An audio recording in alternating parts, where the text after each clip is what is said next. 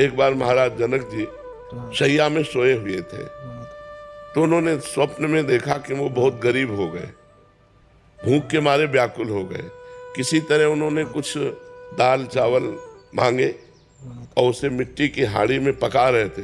वो पकने वाली ही थी कि दो सांड लड़ते हुए आए और वो सब खिचड़ी नष्ट हो गई। और वो ऐसे व्याकुल हुए, पूछो जो ही व्याकुलता हो इसमें आंख खुली तो देखा राजा का वैभव। उनका ये सत्य कि वो सत्य। सभा में आए बड़े बड़े विद्वान बैठते थे, उनसे पूछा ये सत्य कि वो सत्य। अब ये और वो का तात्पर्य कोई जाने तो उसका निर्णय करे। उनका भाव था ये सत्य जो देख रहा हूं या जो स्वप्न में देखा वो सत्य। अब बड़े बड़े विद्वान इसका उत्तर नहीं दे पाए। तो महामुनि अष्टावक्र मुनि जी अभी नवीन अवस्था थी, अपने पिता को मुक्त कराने के लिए राजा के जनक जी के दरबार में आए। सबने हंसी की।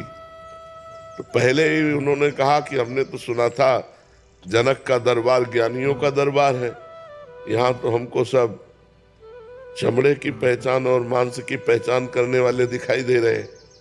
तो उन्होंने कहा कि ऐसा आप कैसे कह सकते हैं? विद्वानों ने कहा। तो बोले हंसे क्यों आप लोग? तो बोले आप 8 जगह से टेढ़े। तो बोले हाँ, हमारे स्वरूप को देखा क्या? हमारे शरीर को देखा तो शरीर में क्या है? चाम हड्डी मांस। तो यही चीज देखने वाले आप लोग हो। आप लोग ज्ञानी तो हो नहीं, क्योंकि ज्ञानी स्वरूप देखता है, शरीर नहीं। अब सबके होश उड़ गए कि बालक कोई साधारण नहीं।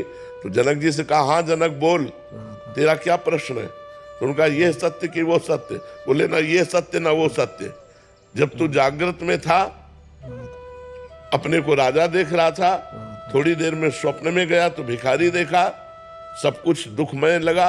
लेकिन जब जगा तो फिर राजा देखा, तो जो कुछ ही क्षण में असत हो जाता है वो सत्य कैसे हो सकता है? तो ये सत्य न हो सकता। अष्टावक्र गीता का उपदेश करके जनक जी को परम बोध प्रदान किया महामुनि अष्टावक्र जी ने।